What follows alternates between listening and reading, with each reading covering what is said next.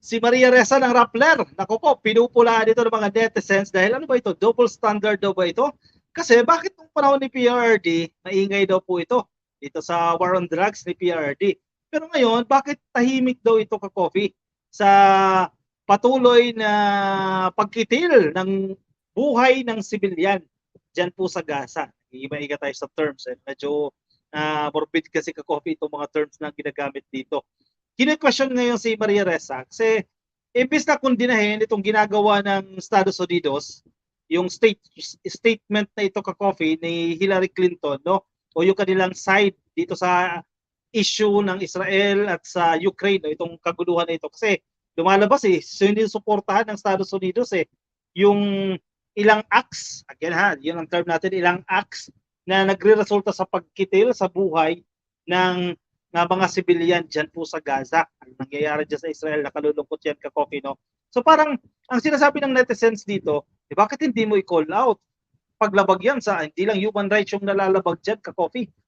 Ang daming mga dapat i-call out dyan, pero bakit nananahimik daw po itong si Maria Ressa? Unlike before, kay PRD, masyado itong vocal. Di ba? Kayo, ano sa tingin ninyo? Kayo na ang humusga dyan. Basahin muna natin ang balita ito mula sa Politico .com.ph. Sa drug war maingay, sa Gaza genocide nga. O grabe mag-headline itong Politico ha.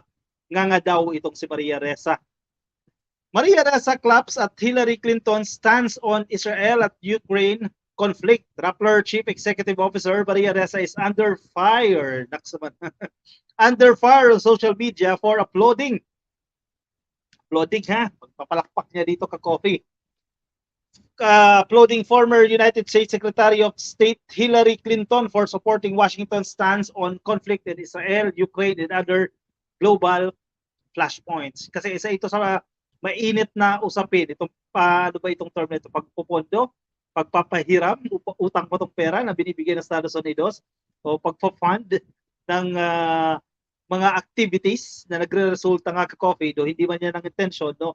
Pero nagre-resulta sa pagkamatay ng napakaraming sibilyan. A viral video circulating on Twitter showed the person disrupting Clinton's speech during an event to mark the 75th anniversary of the Universal Declaration of Human Rights at the Institute of Global Politics. Napanood nyo na ba yan? Sige, kung di nyo pa napanood, check nyo ka coffee.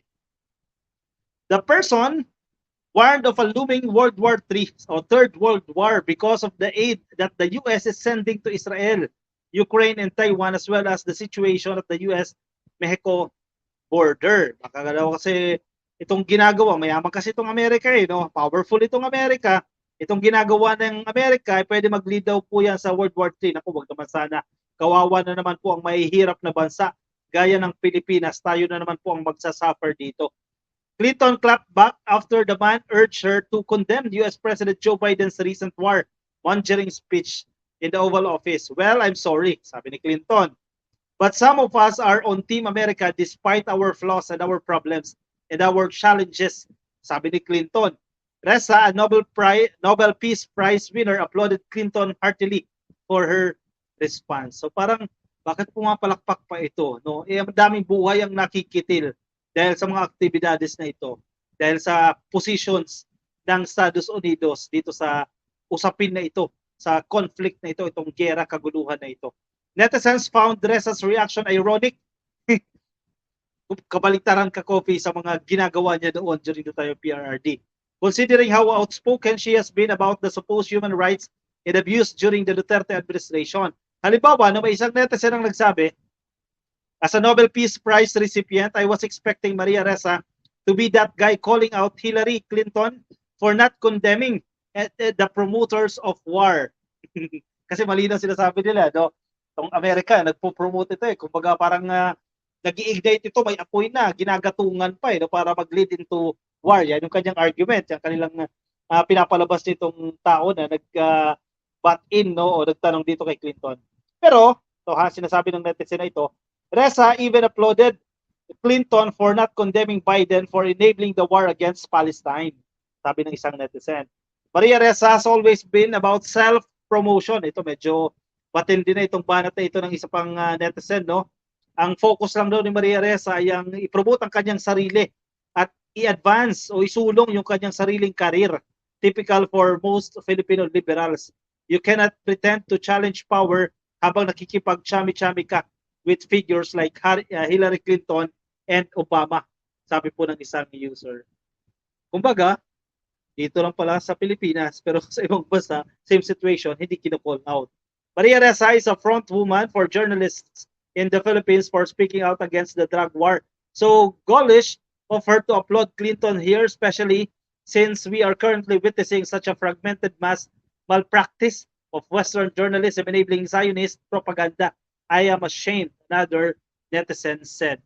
So, medyo marami ang disappointed dito ka Coffee sa naging stance na ito kasi bagamat walang statement na nilabas dito si Ressa pero yung actions niya, yung pagpalakpak niya dito o yung pag ano niya ang tawag natin dito yung kanyang naging stance o yung naging